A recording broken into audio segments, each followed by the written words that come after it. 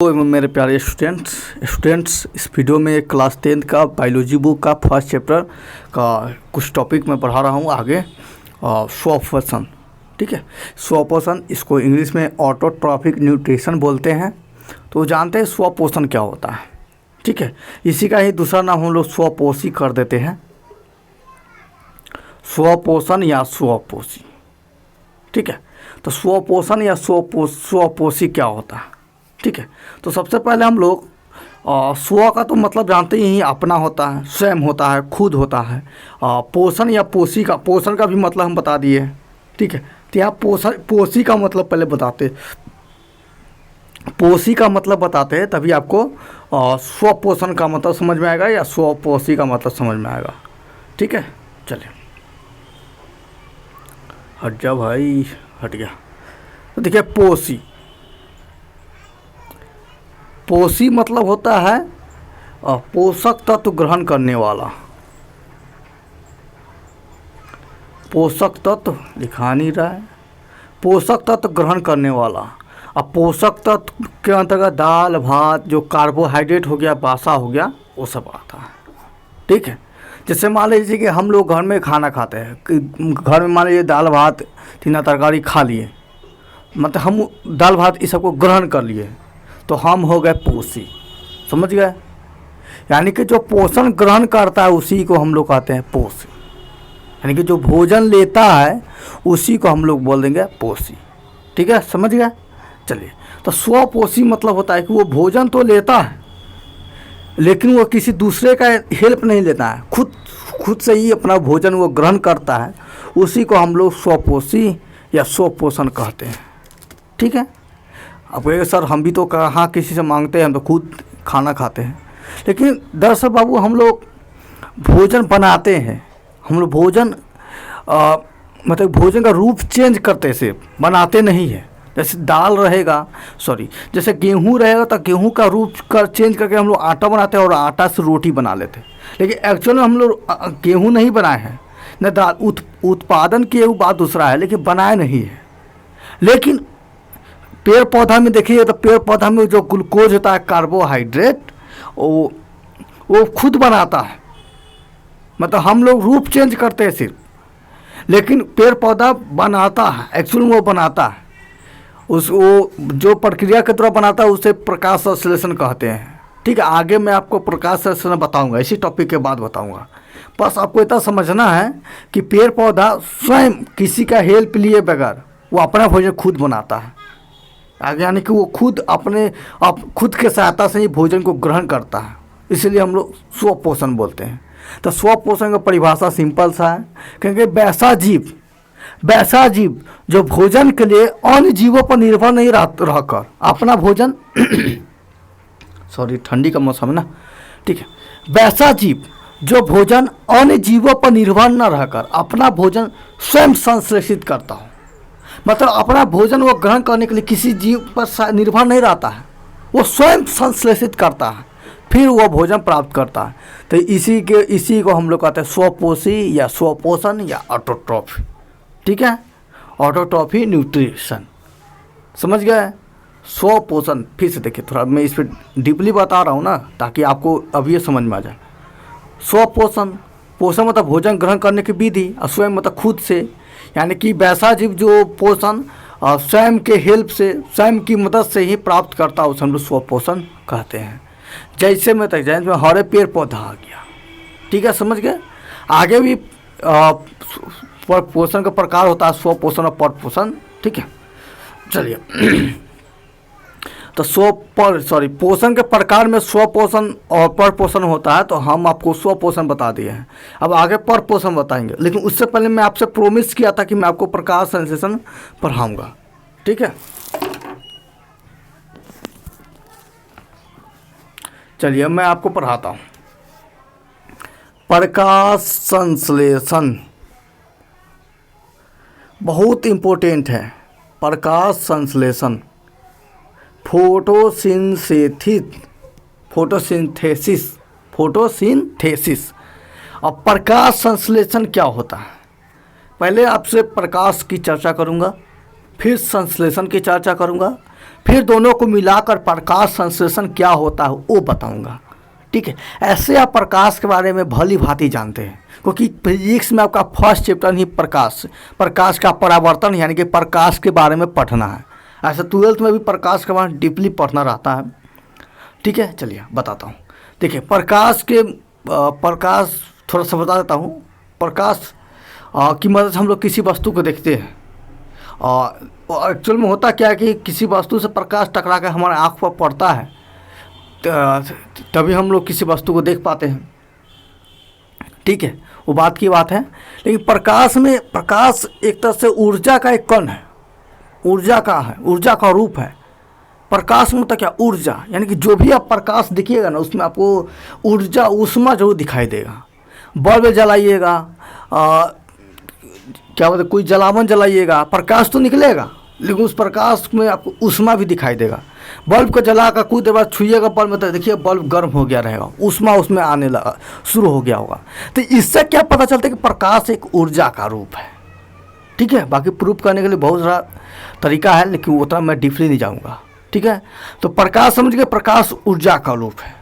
ठीक है, और प्रकाश का स्रोत क्या है, जहाँ से प्रकाश निकलता है। तो आपके घर में बल्ब है, उससे प्रकाश निकलता है, लालटेन है, उससे प्रकाश निकलता है, और सबसे बड़ा प्रकाश का स्रोत हमारा भगवान जी सूर्य भगवान है।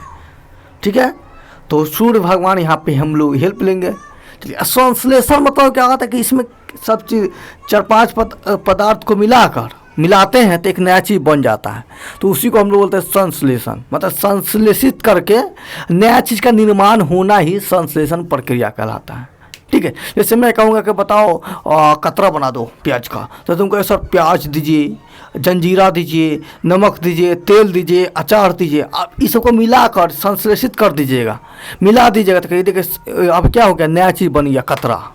उसी प्रकार से संश्लेषण वैसी प्रक्रिया होता है जिसमें हम लोग सभी पदार्थों को मिलाकर नए चीज़ का निर्माण करते हैं, नए पदार्थ का निर्माण करते हैं। ठीक है, वो संश्लेषण होता है। हम लोग प्रकाश संश्लेषण क्या करेंगे, प्रकाश का हेल्प लेकर प्रकाश को संश्लेषित करके उसे किसी भी पदार्थ में कहीं पे मिलाकर और उसका उपयोग करते हैं और नया पदार्थ का निर्माण करते हैं, उसी को हम लोग बोलते हैं संश्लेषण, प्रकाश संश्लेषण। ठीक है, वो तो बात की बात है, अलग परिभाषा हो गया ना। ठीक है, अब चलिए आपको बताते हैं। पहले समझते हैं कि प्रकाश परिभाषा क्या होगा। ठीक है, तब मैं आपको प्रकाश संश्लेषण पूरा डीपली बताऊंगा क्या क्या प्रोसेस होता है।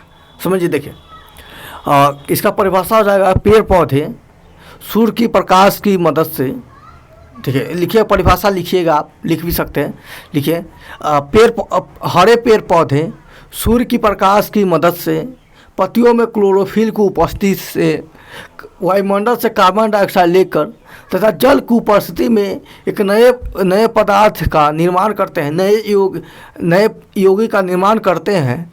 ये निर्माण होने की प्रक्रिया ही प्रकाश संश्लेषण कहलाता है। ठीक है, या ऐसे भी लिख सकते शॉर्टकट में, पेड़ पौधे प्रकाश की मदद से भोजन बनाता है, वैसी प्रक्रिया को हम लोग प्रकाश संश्लेषण कहते हैं। ठीक है, या कहेंगे पेड़ पौधे जिस प्रक्रिया के द्वारा अपना भोजन बनाते हैं और उस प्रक्रिया को प्रकाश संश्लेषण कहते हैं। शॉर्ट जैसा माने लिख सकते हैं, आज छोटा ही नहीं बहुत बड़ा लिखा सकता है।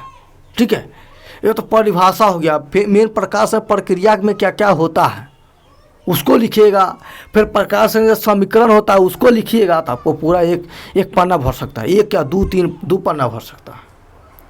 ठीक है, तो 5-10 नंबर 5 नंबर में आता है तो आप उसको लिख सकते हैं। समझिए, चलिए अब मैं आपको डीपली बताता हूँ, ये सब समझना, लिखना नहीं है अभी। ठीक है, चलिए प्रकाश संश्लेषण, चलिए मैं आपको बताता हूँ अभी। जैसे मान लीजिए कि मैं एक पेड़ बनाता हूँ अभी, पेड़ कैसे बनेगा, ऐसे बनेगा।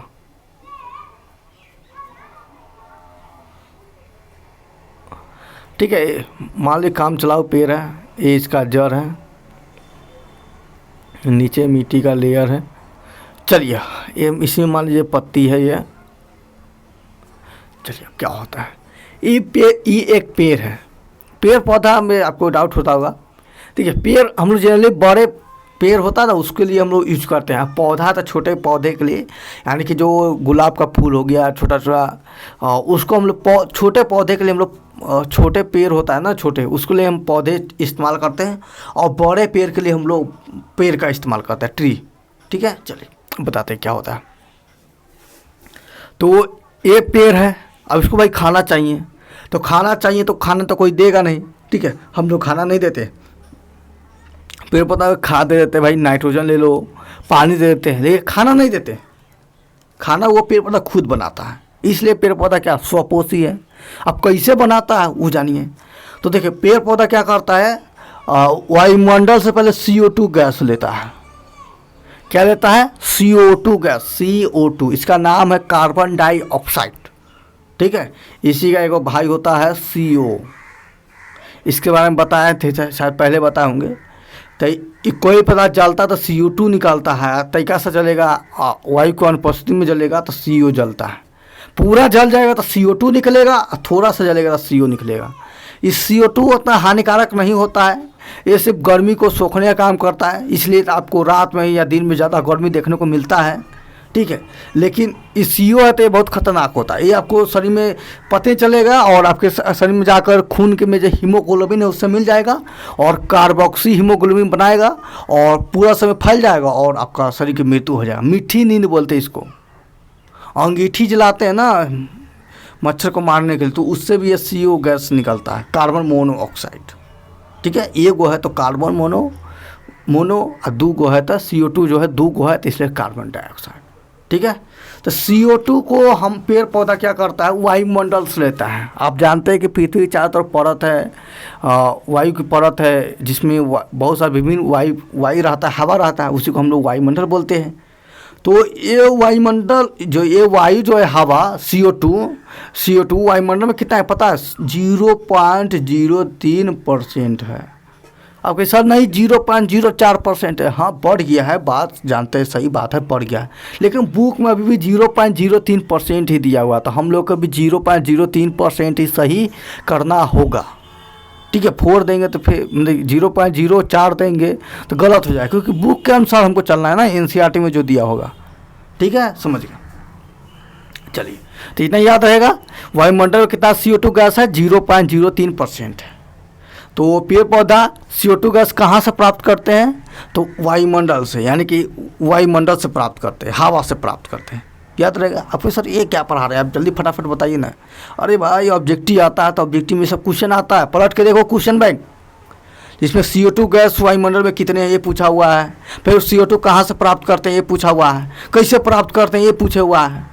तो ये सब भी इम्पोर्टेंट है ना। अब देखें तो ये CO2 वायुमंडल से है प्राप्त करता, तो कैसे आता है? पेड़ पौधा कहता है आ जाओ आ जाओ आ जाओ आ जाओ, सीधा आ जाता है नहीं, तो कोई ना कोई इसको आने के लिए रास्ता तो होना चाहिए ना। आप किसी को बुलाओगे तो सीधे थोड़ी ऊपर से आसमान में टपक पड़ेगा, उसके लिए प्रॉपर रास्ता बनेगा ना, दरवाज़ा।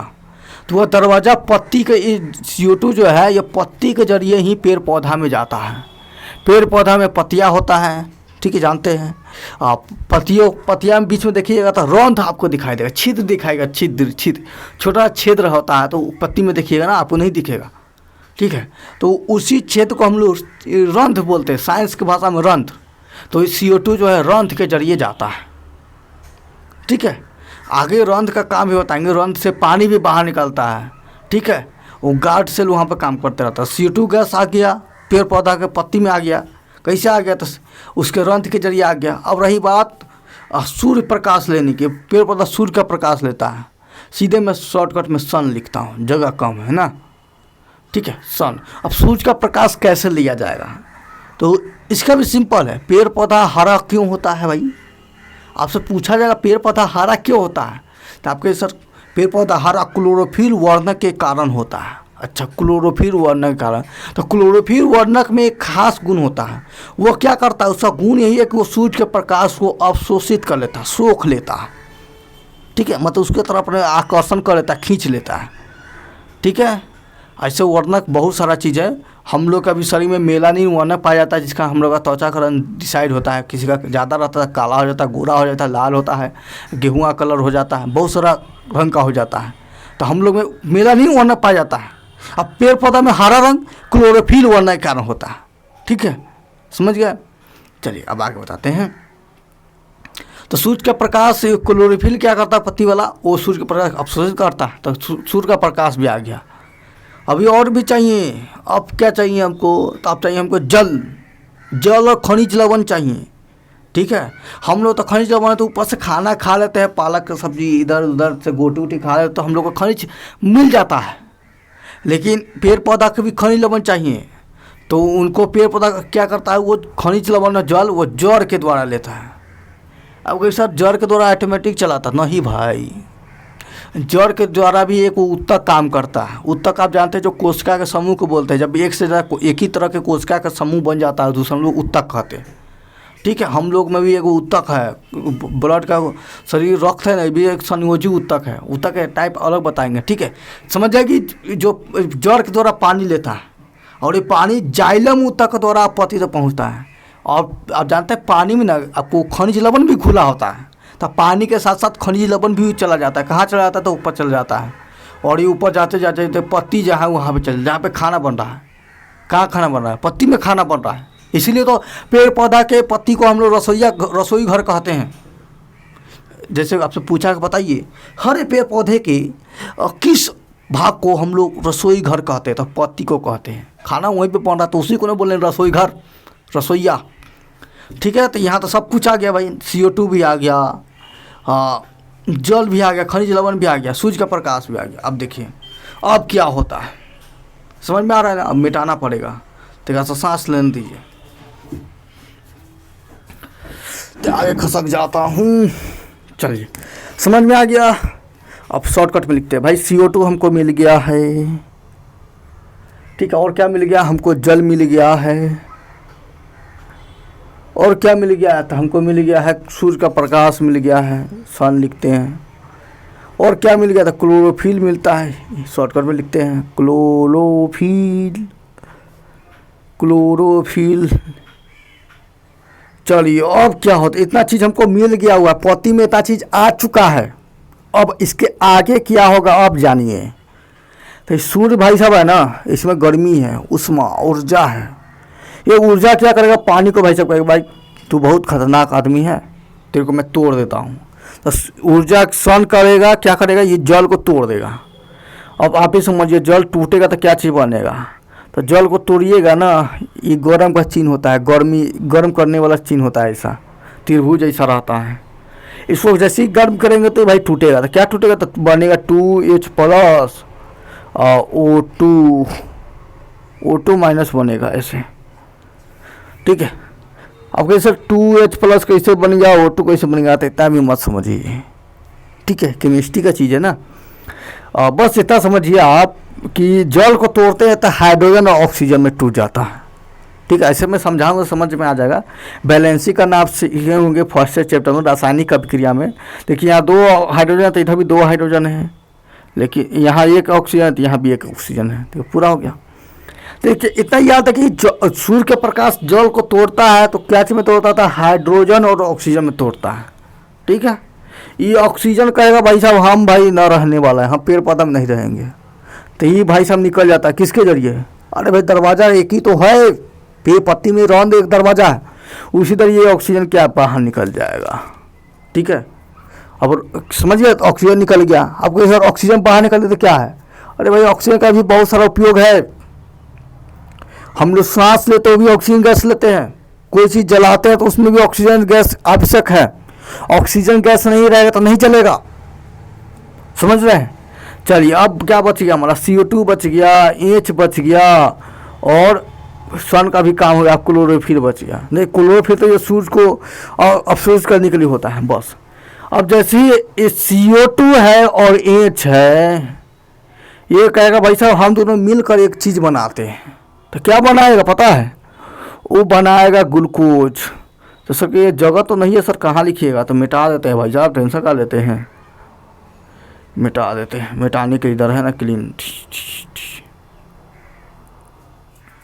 इधर ही मिटाते हैं। लैपटॉप लिए हुए हैं, लेकिन अभी उसमें थोड़ा काम बाकी है, इस कारण उस पर पढ़ाएंगे बाद में, तो लिखने में प्रॉब्लम नहीं होगा। अंडरस्टैंड ब्रो, कुछ भी बोलो ना भाई, पढ़ने से मतलब है। चलो तब CO2 और H भाई जुड़ेगा तो देखो क्या बनेगा पता है, C6H12O6, हिंदी इंग्लिश में 6H12O6 बनेगा, याद रहेगा आपको। Yes, C6H12O6। तो देख रहे हैं CO2 और H मिलकर ये हमारा C6H12O6 बना रहा है, समझ गए। अब C6H12O6 तो याद कीजिए क्या है, ये आपको है ग्लूकोज। क्या है? ग्लूकोज। ऐसे फ्रक्टोज का भी सूत्र सेम ही होता है, लेकिन हम लोग को पता है कि हम लोग को खाना खाते हैं तो बनता है लास्ट में ग्लूकोज ही, और ग्लूकोज को ही ऑक्सीजन तोड़ता है, फिर क्या बनता है? ऊर्जा निकलता है, ATP के रूप में ऊर्जा निकलता है, समझिए। तो ग्लूकोज बन गया, ठीक है। फिर ग्लूकोज बनने के दौरान क्या होता है कि बस आपको थोड़ा जल बच जाता तो वो भी निकलता है, ठीक है। चलिए, तो इस तरह आप समझ गए कि आपको ऊर्जा बन गया, समझ गया। चलिए अब आगे बताते हैं। ऐसे सूत्र लिखना था लेकिन जगह नहीं है, चलिए फिर भी लिखते हैं, हम तो यादें कर चुके थे। 6CO2 प्लस 12H2O प्लस सन क्लोरोफिल बनेगा C6, मिला लीजिएगा, O6 plus 6O2 plus 6H2O, 6 12। क्या यार, उड़ी गया, फिर से लिख दूँ? फिर से लिख देता हूँ, कोई बात नहीं है, माफ़ कीजिएगा, टाइम आपका एक्स्ट्रा ले रहे हैं जो।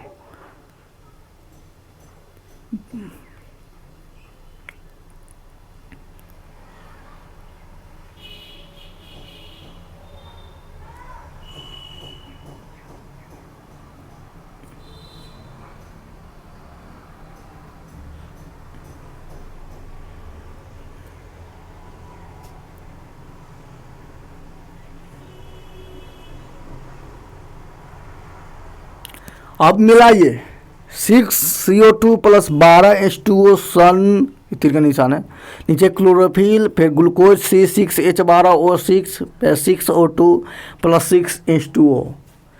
अब आपको यही समीकरण याद रखना है, क्योंकि एग्जाम में आ सकता है कि कहेगा भाई साहब प्रकाश संश्लेषण अभिक्रिया का सूत्र लिखिए, रासायनिक सूत्र लिखिए, तब आपको यही सूत्र आपको वहाँ पर लिख देना है, ठीक है। याद रहेगा।